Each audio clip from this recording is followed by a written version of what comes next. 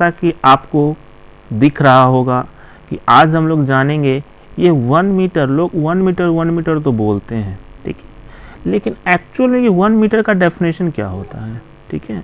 आप एज्यूम करके ऐसे देखिए, अगर आपको हम ये बताएं कि पूरे दुनिया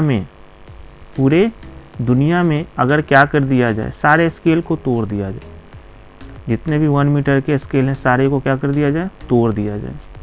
तो अब आप सोचिए, अगर सबको तोड़ दिया जाए, ठीक है, उसके बाद अगर हमको फिर से 1 मीटर का एक स्केल बनाना हो तो कैसे बना पाएंगे? पॉसिबल है, सबको तोड़ दिया जाए, जितना भी आपको 1 मीटर का स्केल है सबको तोड़ दिया जाए, ठीक है, वर्ल्ड में सबको तोड़ दिया जाए, तो कैसे पॉसिबल है, ठीक है। तो आखिर ये 1 मीटर को डिफाइन कैसे किया गया है? कभी आपके दिमाग में ये लॉजिक आया है कि 1 मीटर आखिर डिफाइन कैसे किया गया? फिर इसी तरीके से हम लोग ये भी जानेंगे 1 किलो को कैसे डिफाइन किया गया, ठीक है, 1 एम्पियर को कैसे डिफाइन किया गया। जैसा कि आप जानते हैं मीटर दूरी का SI यूनिट है, किलो द्रव्यमान का SI यूनिट है, एम्पियर विद्युत धारा का SI यूनिट, ठीक है। तो आज हम लोग एक्चुअल में ये सीखने वाले हैं कि 1 मीटर का डेफिनेशन क्या कहता है, ठीक है।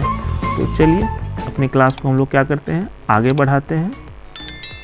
चलिए, तो 1 मीटर का अगर डेफिनेशन हम लोग देखें तो डेफिनेशन क्या कहता है। तो डेफिनेशन देखने के लिए हम लोग समझते हैं कि अगर आप सोचिए कि अगर आप ऐसे सोच के देखिए, ठीक है, कि 1 मीटर क्या है, ठीक है। तो अगर डिफाइन करते हैं इसको, डेफिनेशन लिखते हैं, तो लिखेंगे इसको कि 1 मीटर वह दूरी है, 1 मीटर वह दूरी है जो प्रकाश द्वारा, किसके द्वारा, प्रकाश द्वारा 1 सेकेंड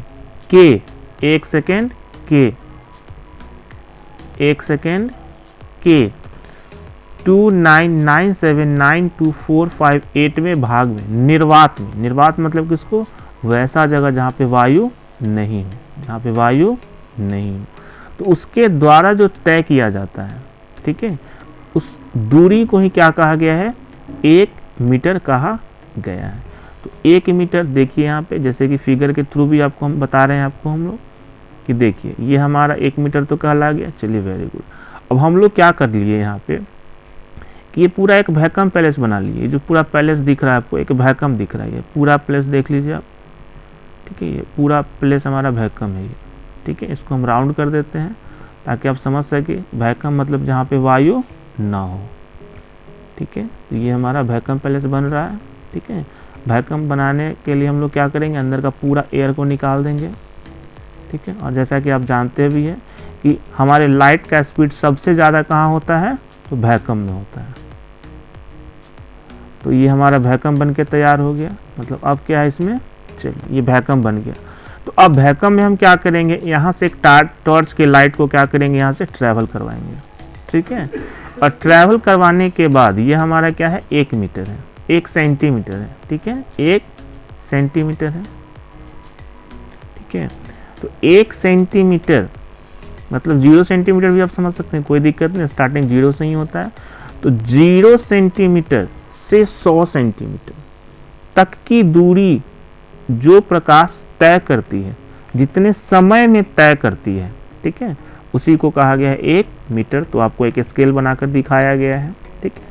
स्केल के साथ टॉर्च की लाइट को भगाया गया है और भगाकर इसके स्पीड को क्या कर लिया गया है, मेजर किया गया है।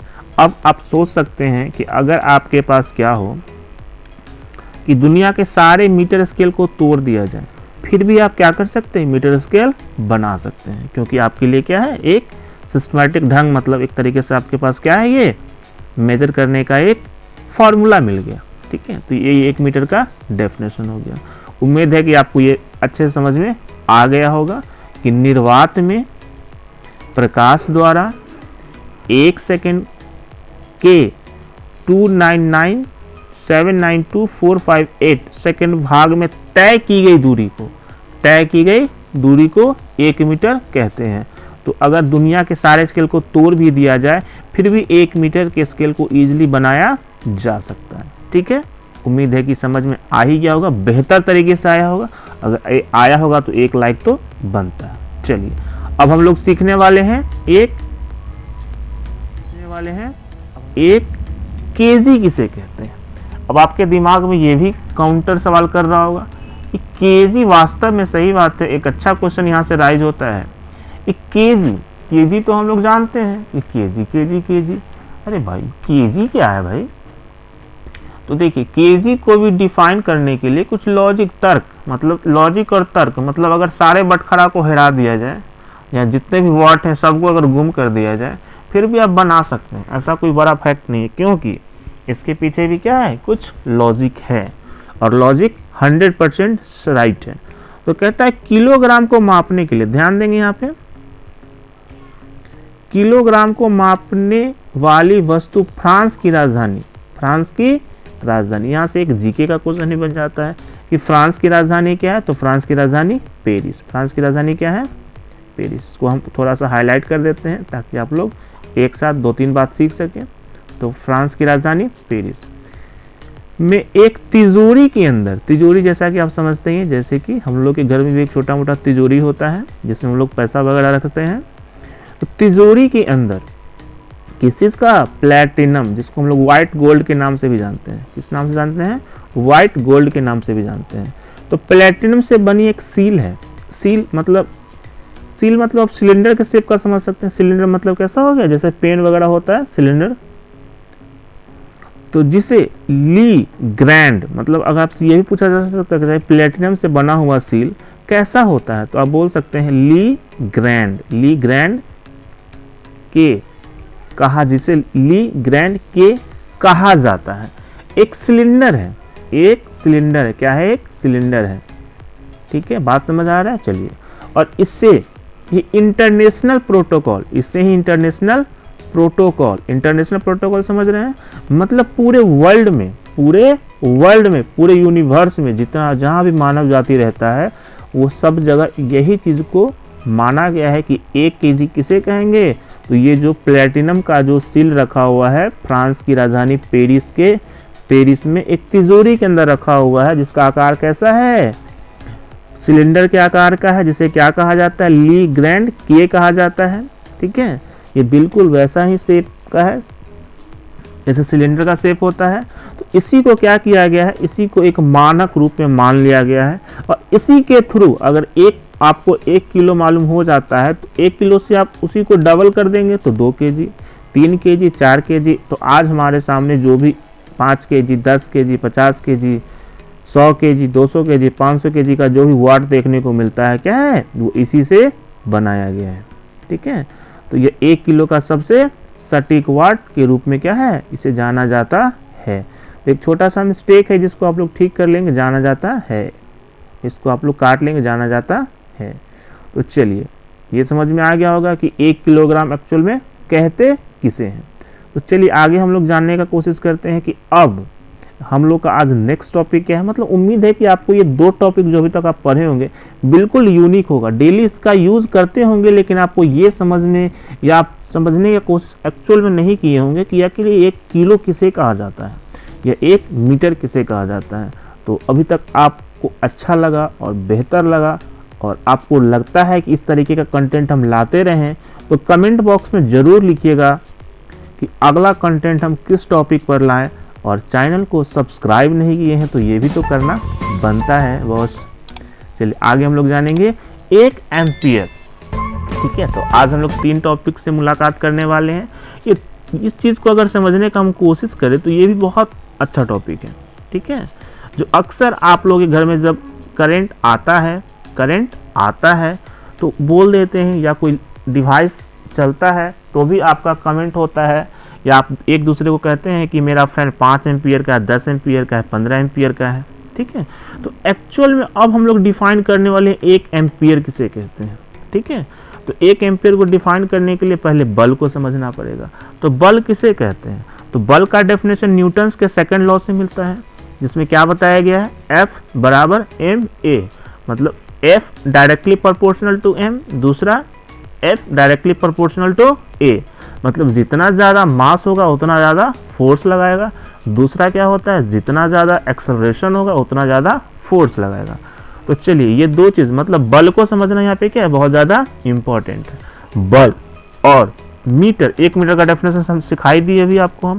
तो यहाँ पे सबसे इम्पॉर्टेंट है बल और मीटर, बल और मीटर। अगर दो चीज़ को आप समझ जाते हैं, तो 1 एम्पियर को भी क्या कर सकते हैं, ईजिली डिफाइन कर सकते हैं।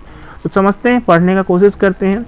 एम्पियर वह स्थिर धारा है, एम्पियर क्या है, एक स्थिर धारा है, ठीक है, स्थिर धारा है, जिसे यदि दो मतलब जैसे कि आप एक ये समझ सकते हैं और एक आपको ये देखने को मिल सकता है, ठीक है, असीमित लंबाई की, क्या हो गया, असीमित लंबाई की समांतर चालकों में, मतलब आप ऐसे समझ सकते हैं कि अगर आपको हम यहाँ पे बताएं तो देखिए ये और ये दोनों क्या एक दूसरे के समांतर, बात समझ आ गया। चलिए रखा जाए जिसका नगण्य अनुप्रस्थ काट हो। अनुप्रस्थ काट का मतलब अगर कोई आप तार देखे होंगे, ठीक है, तो तार में क्या होता है, तार का ये वाला भाग जहां से किसी चीज को ऐड करते हैं, जोड़ते हैं, ठीक है, उसे अनुप्रस्थ काट का क्षेत्रफल बिल्कुल क्या नगण्य हो और निर्वात में 1 मीटर की दूरी पर स्थित हो। और निर्वात हो मतलब ये वाला, फिर इसको हम क्या बना दें, निर्वात बना दें, ठीक है, ये वाला वैल्यू क्या हो जाए हमारा, निर्वात हो जाए, ये वाला क्या हो जाए, पार्ट निर्वात हो जाए, ठीक है। और निर्वात होने के बाद इसको आप ऐसे समझ सकते हैं, ये वाला वैल्यू क्या हो गया, निर्वात हो गया। तो निर्वात में 1 मीटर की दूरी पर स्थित हो, इन चालकों में कितना बल लग रहा हो, तो 2 × 10⁻⁻7 न्यूटन प्रति मीटर का बल उत्पन्न हो रहा हो, ठीक है। जैसे बल का मतलब अगर आपको समझाएं तो एक चुंबक के अंदर भी क्या होता है, दो चुंबक या तो एक दूसरे को अट्रैक्ट करेगा या एक दूसरे को रिपेल करेगा, मतलब वहां पर भी तो बल लग रहा है। तो बल भी तो यहाँ पे कह सकते हो कि बल एक तो अट्रैक्शन बल होता है, एक प्रतिकर्षण बल होता है, या तो अपने तरफ खींचता है या अपने से दूर भगाता है। तो ये क्या हो, एक प्रकार का बल उत्पन्न करता है, ठीक है। इसी बल को क्या कहा गया, एक एम्पियर कहा गया है। तो देखिए अब कहता है एम्पियर का ऐसा ही मात्रक, इसके बारे में जो बताने वाले थे वो कौन थे, एम्पियर साहब थे, मतलब वैज्ञानिक का नाम ही क्या था, एम्पियर था। तो एक छोटा सा आपको फैक्ट बताते चले कि अगर किसी भी यूनिट का, किसी भी क्वांटिटी का यूनिट अगर कैपिटल लेटर में लिखा हुआ हो तो आप समझ जाना कि वो क्या है, किसी भी साइंटिस्ट के रेस्पेक्ट में उनका फर्स्ट लेटर के नाम से ही क्या रख दिया गया, ऐसा यूनिट बना दिया गया है। तो यहाँ पे आप देख सकते हैं कैपिटल ए है, अर्थात ये किसी न किसी वैज्ञानिक का नाम होगा। और यहाँ पे बल में देखिए क्या है, कैपिटल एन है, मतलब आपको उम्मीद है कि कैपिटल एन का मतलब आप जानते ही होंगे।